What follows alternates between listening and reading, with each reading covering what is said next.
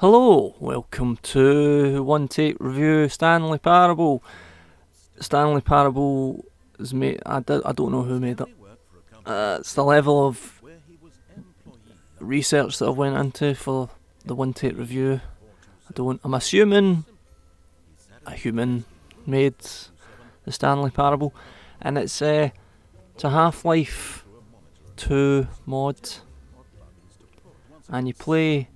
Well, it gets complicated very quickly. You play as the character Stanley, who's a worker in an office who has a repetitive job, but the way it works is you have choices to make. Seemingly, you have choices to make. That's Proteus as well. I tried to play Proteus, and then I chucked it because I don't even know what's happening. You kind of interact with things. Stanley Parable, you have choices to make, like the first real choice. Well, actually, the first real choice you have to make is whether you want to leave his office. And then the second real big choice is you have to choose between a left and a right door. And you can make the right. I'm probably not alone in that the first playthrough that I had, because it's complicated. It's 9 minutes long, luckily, though, this video, so should have enough time to get through it. Just pause and make yourself a tea or something. I'll get there eventually. You choose the left or the right door. Now, the narrator who speaks to you very, very often throughout the game tries to push you in the right direction. It doesn't like it when you deviate from the path that he has for you. So I'm probably not alone in that I just played like I was supposed to play the first time. That I just played through and did what I was told, and that gave me a good ending. This is Proteus again. The good ending looks a bit like that, Proteus. I can see on the timeline that after this clip of Proteus is the good ending anyway, so you can contrast and compare. Things make noises when you go close to them in Proteus. Fucking no, I don't know. I don't fucking know. Cost me £8. I don't know what it is. £8. So that's the first ending I had in Stanley Parable. The screen goes down and you go out and the narrator tells you that Stanley is happy. And at that point I'm like, what the fuck is this game? And then it ends here and restarts and you're back in your office.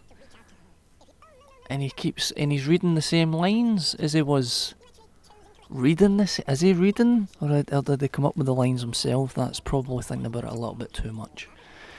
You have choices that you could answer the phone there, or you could disconnect it, and I chose to disconnect it, and he's livid, and the narrator's livid about it, because that wasn't in the script. And I've sped this footage up because I had a look at other people's Stanley Parable videos, and it seems like the rule that you have to fuck about with editing, and make yourself seem a bit quirky and all that, because that gets you hits. PewDiePie! He's making me watch a video here, like a tutorial safety video here, because I've not been playing the game properly. It's brilliant. It's funny. It's got lots of the humour in it.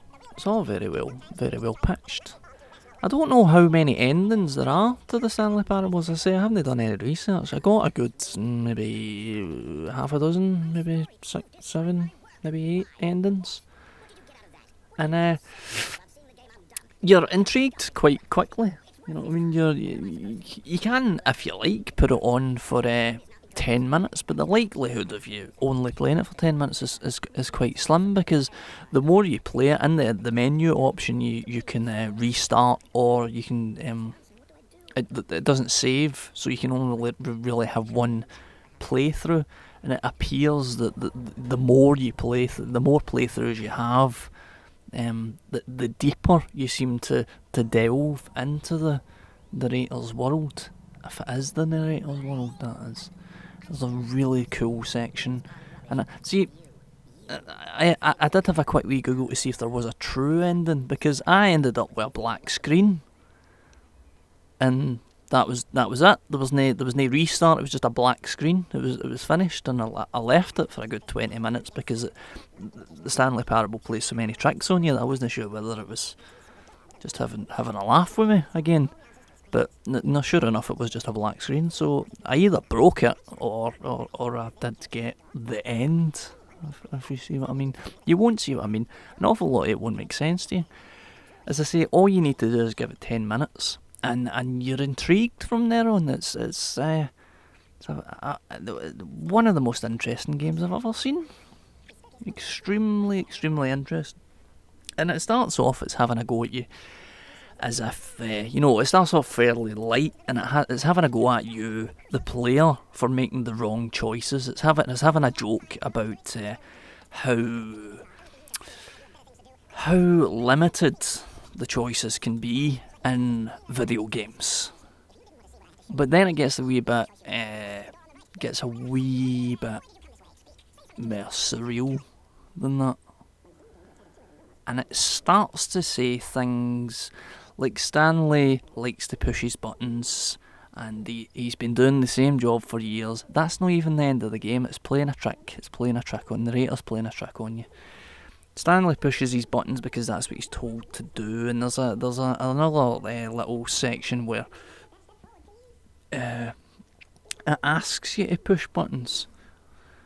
Or it seems to be asking you, but actually you can't progress unless you press the button, so you end up being the cat. But what it's saying when it's asking you to do that is it's questioning whether there is such a thing as choice. It's putting that question forward to you, so it's not even really talking about games anymore, because it's like here is the section. It's now not talking about games so much as it's talking about life and what choices you really do have. How free really are you in day-to-day life? You're asked to question that. So it's a very, it's extremely, extremely interesting. That's supposedly Stanley's wife. I would love to see a sequel, because there are areas that it doesn't explore. It's fascinating. That's the long and the short of it. It's a fascinating little game. I know I'm late to the party here, because a lot of people say that the Stanley Parable is the best indie game of 2013, and that would be hard to argue with, because it does a lot of things that you'll never have seen before. It makes you ask a lot of interesting questions. There's somebody at the door, the buzzers went, there's somebody at the door. But it's a one-take review, so they'll just need to go home. Oh, it's the choices that you make in life. I could answer the door, and it's somebody I know in real life, but it's the one-take review, and it wouldn't have any integrity. Here's a magical bit where you think you're at the end of the game, and you're in like a museum, and it's got all the pieces from the game displayed out for you, as if Stanley Parable the game happened 1,000 years ago, and everything is on display for future generations to visit. A nice bit of voiceover here, and I'll stop talking about it. And I really, really think that if you're a gamer, and if you have any time at all for indie games, you have to play the Stanley Parable, because it's a very, very clever, interesting thing. It's magic. Magic. Oh, look at these two. How they wish to destroy one another. How they wish to control one another. How they both... This is the story of a woman named Mariella.